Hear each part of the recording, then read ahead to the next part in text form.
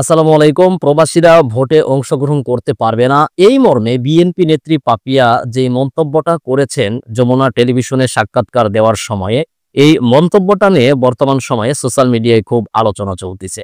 এবং তিনি প্রবাসীদের সম্পর্কে যেই কথাটা বলেছেন সেই কথাটা আগে বলে নেই। প্রবাসী ভোটাররা রেমিটেন্স দেয় তাদের পরিবারের জন্য, টাকা পাঠান, ভিটেমাটি বিক্রি করে ছেলেকে তারা বিদেশ পাঠিয়েছে, সুতরাং তাদের পরিবারকে টাকা দিবে, এইরকম তিনি একটা মন্তব্য করেছেন। যেহেতু তারা পরিবার কেন্দ্রিক চিন্তা ভাবনা করে, সুতরাং তাদেরকে নির্বাচনে অংশগ্রহণ করানোর কোনো প্রয়োজন নাই। তারা নির্বাচনে অংশগ্রহণ না করলে পাপিয়ার জন্য ভালো। তো তার এই বক্তব্যটা কেন তিনি এই বক্তব্য দিল, এই বক্তব্যের পিছনে আসলে কি আছে আলোচনা করব, সেটা নিয়ে সঙ্গে থাকবেন, আশা করি ভালো লাগবে।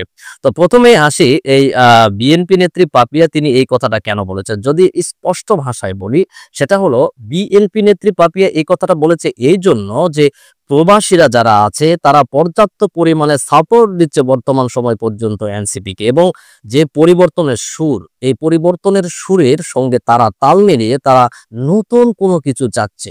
সুতরাং বিএনপিকে হয়তোবা তারা এত বেশি প্রাধান্য দিবে না, যার পরিপ্রেক্ষিতে সেই ভয় থেকে হয়তোবা আশরাফি পাপিয়া এই ধরনের কথা বলে থাকতে পারেন। এখানে আর একটা বিষয় বলি, সাধারণত যারা বিদেশে যায় তাদের এজ কত হয়, তারা কিন্তু সবাই মেজরিটি ইয়াং স্মার্ট হয়, এবং ইয়াং স্মার্ট যারা হয় তারা সবসময় কি পছন্দ করবে, ইয়াং স্মার্টদের পছন্দ করবে। তো এই এনসিপি যে দলটা আছে, এই দলটাকে কিন্তু আপনারা জানেন যে জুলাই আগস্টের যে ঘটনা, সেই ঘটনার সময় কিন্তু পর্যাপ্ত পরিমাণে তাদেরকে কিন্তু হেল্প করেছিল রেমিটেন্স যোদ্ধারা, এবং তারই ধারাবাহিকতা তারা তাদের দিকেই এখন পর্যন্ত ঝুঁকে আছে। কিন্তু যখনই তাদেরকে এই ভোটের ভিতরে ইনক্লুড করবে, যেভাবে সেটা ইনক্লুড করুক, যে ভোটের ভিতরে তাদেরকে ইনক্লুড করলে সেটা বিএনপির জন্য হয়তোবা একটু হলেও নেগেটিভ কিছু আসতে পারে, যার পরিপ্রেক্ষিতেই বিএনপির এই নেত্রীর আগাম চিন্তা ভাবনা থেকে তিনি এই কথাটা বলেছেন যে প্রবাসীরা তাদের নিজেদের নিয়ে চিন্তা করেন, তাদেরকে এই ভোটে অংশগ্রহণ করার কোনো প্রয়োজন নাই, যেটা সত্যি খুবই নিগৃহীত এবং নিম্নমানের একটা কথা। তো যাই হোক, এখানে আরো একটা বিষয় দেখেন, এই আশরাফি পাপিয়া তিনি যেটা বলেছেন যে তারা তো কোনো কিছু ফেস করে না, যারা বিদেশে থাকে তারা তো সরাসরি কোনো কিছু ফেস করে না। বিগত 17 বছরে আশরাফি পাপিয়া অনেক কিছু ফেস করেছেন, এবং তিনি বলেছেন যে তারা কোনো রিমান্ডে যায় না, লোহার রড দিয়ে তাদেরকে পিটানো হয় না, এবং তাদেরকে 40 বা 50 দিনের মতো রিমান্ডেও থাকতে হয় না। তো যদি এগুলো তারা না করে, তাহলে তারা বাংলাদেশের এই নির্বাচনে অংশগ্রহণ কেন করবে? তাহলে তাদের এই নির্বাচনে অংশগ্রহণ করার দরকার নাই ভাই। এখন যদি একটুখানি আমরা বলি, বাংলাদেশে যে অভ্যুত্থানটা হয়ে গেল, এই অভ্যুত্থানে কয়জন পিটুনি খেয়েছে, কয়জন পিটুনি খেয়েছে? হাতে গোনা ধরলাম 50,000, 1 লাখ, 2 লাখ, 2.5 লাখ। কিন্তু বাংলাদেশের জনসংখ্যা কত? তাহলে যারা পিটুনি খায়নি, আমার মতো মানুষ, আমি যাইনি, রাস্তায় নামিনি, আমি পিটুনি খাইনি, তার আগামীতে যখন নির্বাচন হবে সেই নির্বাচনে ভোট দেওয়ার অধিকার আমার নাই?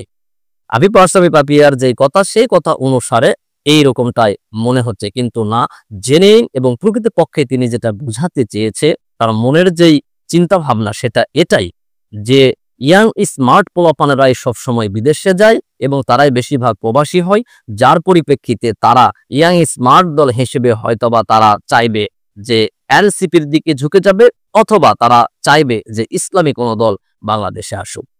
তো এই যে ব্যাপারগুলো, এটা আসলে মেনে নেওয়ার মতো না। তিনি এই ধরনের কথাবার্তা কিভাবে বলেন? তিনি একজন আইনজীবী এবং তিনি একজন বিচক্ষণ মানুষ।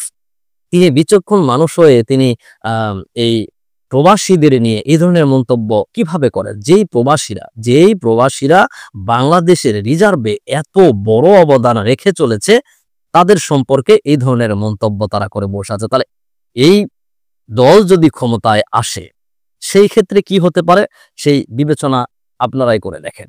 2 নাম্বার যে কথা, সেটা হলো রিজার্ভের যে বিষয়টা দেখেন, প্রবাসীরা যেই রেমিটেন্সটা আমাদের দেশে পাঠায়, এটার কিন্তু ব্যাপক একটা ভ্যালু আছে। কিরকম ভ্যালু আছে? এটার ভ্যালুটা এরকম আছে যে তারা কিন্তু ভিন্ন দেশ থেকে তারা হয় ডলারে টাকা পাঠাচ্ছে, নতুবা অন্য কোনো মুদ্রায় টাকা পাঠাচ্ছে। আর এই অন্য কোনো মুদ্রায় বা ডলারে টাকা পাঠানোর যে সুবিধা, সেটা হলো যে এইটে ডলারে কিন্তু আমাদের বৈদেশিক ঋণ বলেন বা কোনো বিনিয়োগ বলেন বা কোনো লেনদেন বলেন, সেই ক্ষেত্রে কিন্তু আমাদের ডলারেই সবকিছু পেমেন্ট করতে হয় বা অন্য কোনো মুদ্রায়। আর তারা যখন বিদেশ থেকে রেমিটেন্স পাঠায় তারা কিন্তু ডলারেই রেমিটেন্স পাঠায়। সুতরাং বাংলাদেশের যে এই বৈদেশিক যে রিজার্ভের বিষয়টা, এটার জন্য কিন্তু প্রবাসীদের এই আয়টা বা প্রবাসীরা যে রেমিটেন্সটা পাঠায় এটা কিন্তু খুব গুরুত্বপূর্ণ। তো বাংলাদেশের এই দেশটাকে অর্থনীতিকে সচল রাখার জন্য যারা দিনের পর দিন রাতের পর রাত পরিশ্রম করে দেশের অর্থনীতিকে সচল রেখেছে তাদের সম্পর্কে এই ধরনের মন্তব্য এটা সত্যিই নিন্দনীয়। সর্বশেষ কথা, এই ঘটনার বা আশরাফি পাপিয়ার এই কথার তীব্র নিন্দা এবং প্রতিবাদ জানিয়ে শেষ করছি। সবাই ভালো থাকবেন। আল্লাহ হাফেজ।